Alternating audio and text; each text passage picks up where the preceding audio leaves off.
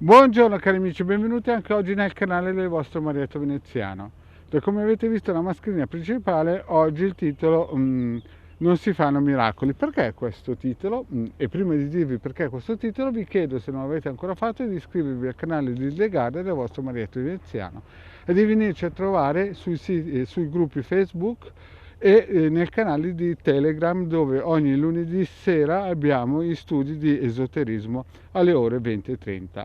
Se vi scappa anche un bel super like è sempre ben accetto. Bene, iniziamo un po' con questo carrellata che vi voglio dire. Perché? Perché ci contattano persone, mi contattano persone in PVT che arrivano un pochettino, non diciamo fracassate, ma che non hanno le idee ben chiare. Hanno fatto magari qualche errore e magari non solo qualche errore, ma molti più di qualche errore, e arrivano proprio alla frutta, diciamo che sono al dessert, no? E quindi è chiaro che non è che si può pretendere che con un circuito radionico,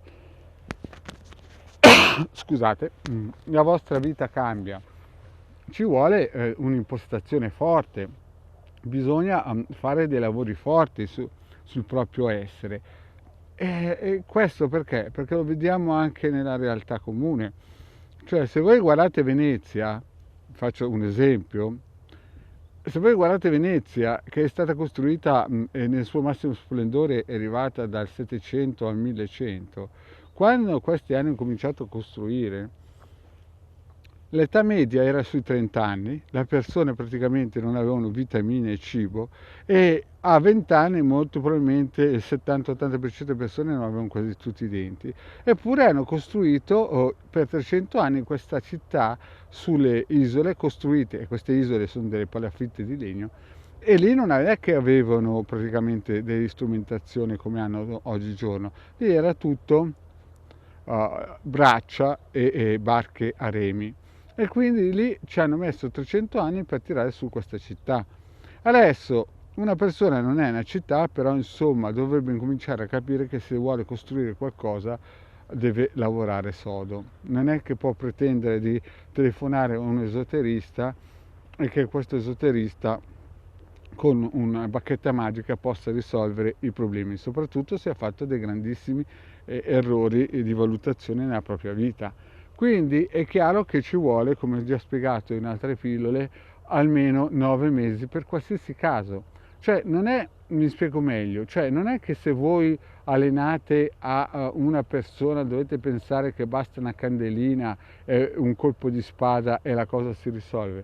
Dovete pensare che ci vuole un duro lavoro, perché se per Venezia, tirare su una città, ci hanno messo 300 anni in un'era in cui le persone vivevano massimo 30 anni e a 20 anni erano già praticamente cieche perché non avevano vitamine e quindi non potevano neanche vedere, praticamente il 70% della popolazione erano dei residuati bellici. Voi dovete pensare che se voi in questa società odierna avete tutte queste possibilità, però dovete anche impegnarvi a costruire qualcosa per il vostro futuro.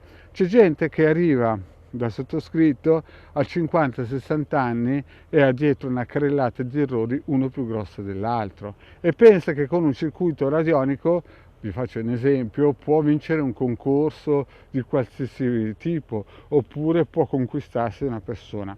Non è così che funziona, ci vuole una pianificazione, uno studio, una ricerca e poi si valutano le varie possibilità, ma ci vuole anche un cambiamento di attitudine della persona. Non è che dovete pensare che esiste solo gli Harry Potter, esistono anche situazioni in cui nella realtà bisogna incominciare a guardarci. E nel senso che gli Harry Potter va bene per i film, ma poi al lato pratico bisogna pianificare, studiare e vedere cosa fare, ma prima di tutto bisogna anche cambiare attitudine e credere in quello che si fa. Perché se no è vero che non costruirete mai una Venezia, però almeno potete rendere la vostra vita un pochettino più brillante. Vi dico questo perché mi hanno contattato alcune persone e cercavano subito la soluzione magica, ma la soluzione magica non esiste neanche nella magia. Esistono magari colpi fortunati che uno può pensare che è magia, ma quelle sono cose che solamente il divino può fare, no? Ma se no bisogna pianificare, puoi usare la magia, i vari riti operativi, e pensare che, come vi ho sempre detto, minimo ci vogliono 9 annullazioni.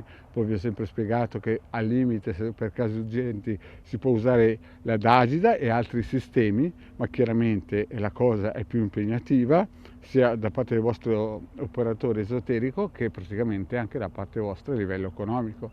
Ma non dovete pensare assolutamente che con un circuito vi possa rimettere in sesto magari una vita disastrata o fatta piena di errori, cioè di sbagli di valutazione.